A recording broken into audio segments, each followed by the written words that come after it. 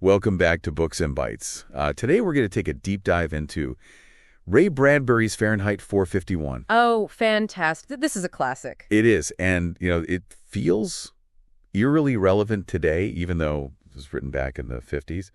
So I'm really excited to kind of dig into this. And you've provided some really great research materials. Yeah, I did a little digging for you there. I think we've got some good stuff to kind of springboard off of for this deep dive. Yeah, so. Bradbury really paints a picture of this future where, books are outlawed and firemen don't put out fires; they start them to burn books. Yeah, it's a real twist on the classic hero, the fireman.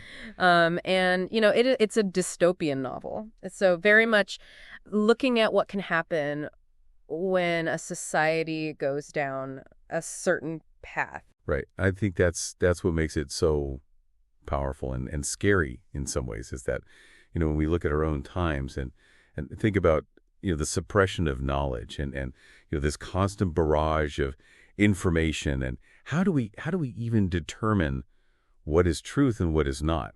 I mean, it's very easy to kind of, fall into the trap of just accepting what we're told or accepting what we see on the surface. Yeah, we live in a world now where we're constantly bombarded with information, and it's difficult to know what to pay attention to and what not to. And then even when you do decide, okay, I'm going to pay attention to this, how do you sift through that to try to decide what is true and valid? So, right, and I think that's what's so interesting about it. The character Guy Montag, he starts out as this fireman who's completely devoted to his job. He believes in what he's doing. Right, he's bought into the system. Completely bought into the system. And then there are these little cracks that start to form. And it's the result of certain encounters, certain things that he experiences that make him start to question everything. Yeah, and it's I think really the catalyst for that whole journey that he goes on is his encounter with Clarisse McClellan. Yes. She's such a breath of fresh air in this world. She is. She's curious. She's observant. She loves to talk to people. She loves to ask questions. And that is just so foreign to the people in the society. Right. Everybody else is just kind of plugged into their divides. Parlor walls, these giant screens. Yeah. And that's really what Bradbury, I think, is trying to warn us about, is this idea that, we could become so reliant, so dependent on technology that we lose touch with our own humanity, with each other, with the world around us. Yeah, we lose that ability to just have a conversation, to sit and think, to observe. And I think, Clarisse really embodies that. She embodies that kind of innate curiosity that we all have as children, but that often gets, kind of stand out as we become adults and socialized into these systems. It's very childlike in that way, but in a way that's not childish. It's, it's pure, it's innocent. Right. It's a way of looking at the world that I think we all long for on some level. Yeah, and Montag he's drawn to that. He is. He's drawn to her energy. He's drawn to her perspective. He's never met anyone like her. Right, and it plants a seed. And then, of course, the other kind of pivotal moment for him is when he witnesses that woman who chooses to die with her books rather than live without them. Yeah, I mean, talk about a powerful statement Yep. about the importance of knowledge and of books in particular. She's willing to give up her life for these books. What does that say about the power that they hold aloft? Right, and I think that's what really starts to shake Montag to his core. It's like, wait a minute. There's something here. There's something more to these books than what I've been told, what I've been led to believe.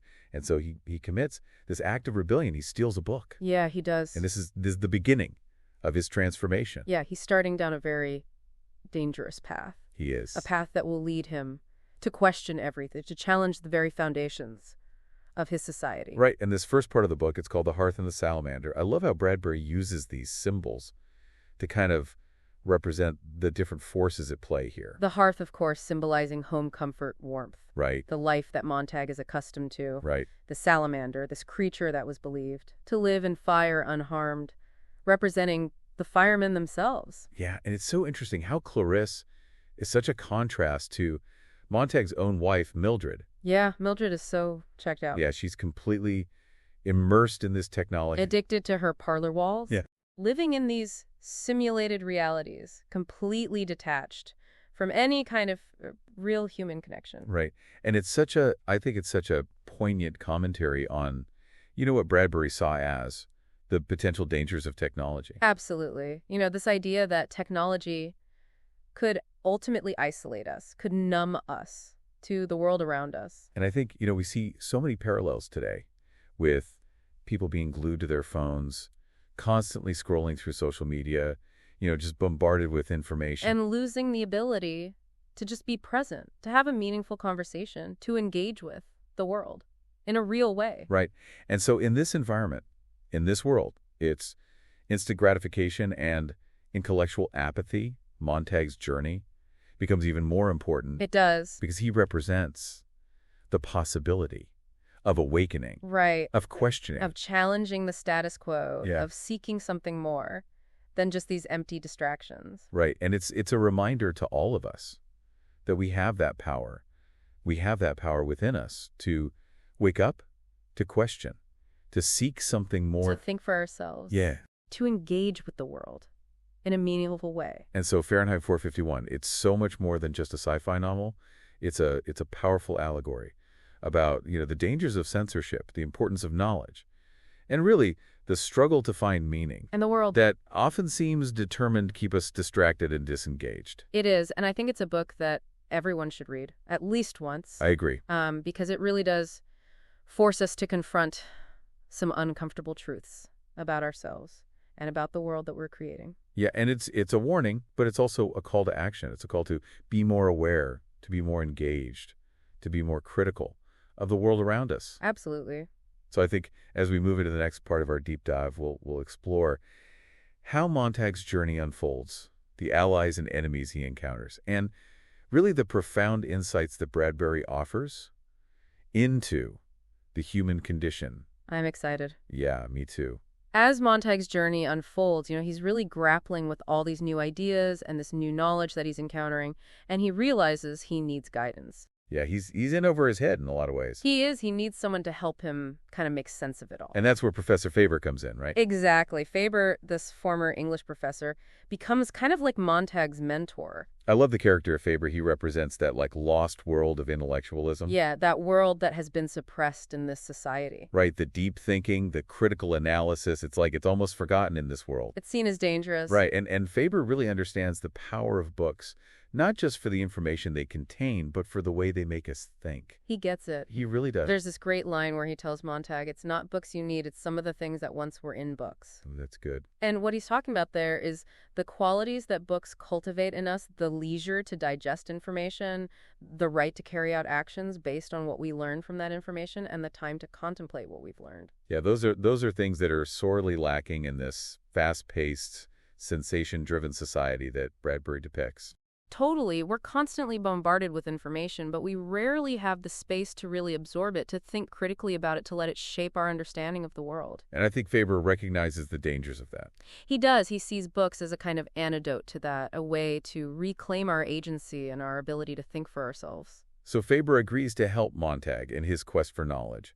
But their plan is pretty risky. It is. They decide to fight fire with fire, so to speak. Right, literally. By planting books in the homes of other firemen. Oh, wow. So to expose the hypocrisy of the system. Exactly, and hopefully to awaken others to truth. That's a bold move. It is a desperate gamble, really, but it shows how deeply Montag has been transformed by this point. Right. He's no longer content to just observe the injustices of the society. He feels compelled to act, even if it means putting himself in danger. And this section of the book is called The Sieve and the Sand. Such a great title. It is. Isn't it the sieve representing Montag's desperate attempts to grasp and retain knowledge? And the sand symbolizing the way that knowledge seems to slip through his fingers. It really speaks to the challenges of learning the effort required to internalize new ideas and to make them a part of our understanding of the world. And one of the most striking scenes in this section is when Montag tries to share poetry with Mildred and her friends. Oh, yeah. Their reaction is so telling. They're repulsed by it. They're uncomfortable with the emotional depth and complexity of the words. They've become so accustomed to the superficiality of their entertainment that anything requiring genuine thought or feeling is just met with, like, hostility. They can't handle it. It's a scary thought. It is. It shows how easily we can become desensitized to beauty, to meaning, to anything that challenges our comfortable worldview. And it's in this context that we encounter Captain Guy Montag's fire chief, such a fascinating character. Oh, Beatty, he's so complex, so contradictory. He understands the power of books. But he's also fiercely committed to destroying them. It's like he's at war with himself. In a way, he is, and he represents this, I don't know, this intellectual elite who have chosen to side with the oppressors. Maybe out of fear? Maybe out of a twisted sense of duty. Or maybe because they actually believe that ignorance is bliss. It's possible. And Beatty's arguments are really chilling because they're not entirely without merit. No, he's a very intelligent, very persuasive character. He points out the ways in which books can lead to dissent, to questioning, to independent thought. Which, of course, is a threat to a society that values conformity above all else. Right, it's like they want everyone to just be happy little consumers. Exactly, and not think too much about anything. And Beatty's warnings highlight the difficult truth that knowledge itself is not inherently good or bad. Right, it can be used to enlighten and to liberate. But you can also be used to manipulate and to control. And that's the power of Fahrenheit 451. It forces us to confront this ambiguity, to wrestle with the complexities of knowledge and its impact on our lives. And we're back for the final part of our deep dive into Fahrenheit 451. Picking up where we left off, we're now in the last section of the book, Burning Bright.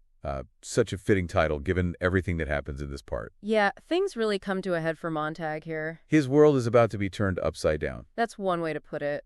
So his rebellion comes to light, and he ends up having this really intense confrontation with Captain Beatty. It's a turning point for Montag, and it doesn't end well for Beatty. No, it doesn't. Montag is forced to flee. He becomes a fugitive. He's on the run from the very society that he used to be a part of. And it's during this escape that he encounters this group of people that call themselves the Book People. Yeah, these are some fascinating characters. They've dedicated themselves to preserving knowledge in this world where books are outlawed. Each of them has memorized an entire book, becoming like a living library. It's such a powerful image. It's like they're carrying the weight of human history and culture within them. They represent the hope that even in the face of destruction, knowledge can survive. It's a really beautiful concept. And then Bradbury throws another curveball at us, a nuclear attack. I know. Talk about a game changer. The city is obliterated, and we're left to assume that Mildred Faber, countless others, are gone. It's a stark reminder of the destructive power of ignorance and unchecked power. But amidst the devastation, there's a glimmer of hope. Montag and the Book People survive. They represent the possibility of rebuilding a better future based on knowledge and understanding. It's like they're carrying the seeds of a new civilization within them. And as they walk towards the ruins of the city, they embody the resilience of the human spirit. This ending is so powerful and thought-provoking. It leaves us with a sense of hope, but also a sense of responsibility. Like it's up to us to learn from the mistakes of the past and create a better future. Exactly. Fahrenheit 451 is a warning, but it's also a call to action. It reminds us of the importance of critical thinking, of questioning the status quo, of fighting for intellectual freedom. And it highlights the power of literature to connect us to the broader human experience. And I think that's what makes this book so relevant today. Absolutely. We live in a world where information is constantly at our fingertips. But critical thinking skills are often lacking. We're bombarded with distractions. We're encouraged to consume rather than to create. And there are still forces at work that seek to control the flow of information and to silence dissenting voices. It's up to each of us to be vigilant, to challenge censorship, to stand up for intellectual freedom. And to remember the power of books to open our minds and hearts. To help us understand ourselves and the world around us. Fahrenheit 451 is a must-read for anyone who cares about the future of our society. It's a book that will stay with you long after you finish the last page. Prompting you to think critically about the world around you and the choices you make. And if you haven't already picked up a copy, be sure to check out the link in the description. Thanks for joining us for this deep dive into Fahrenheit 451. It's been a pleasure exploring this powerful and timely work with you. Until next time, keep those pages turning.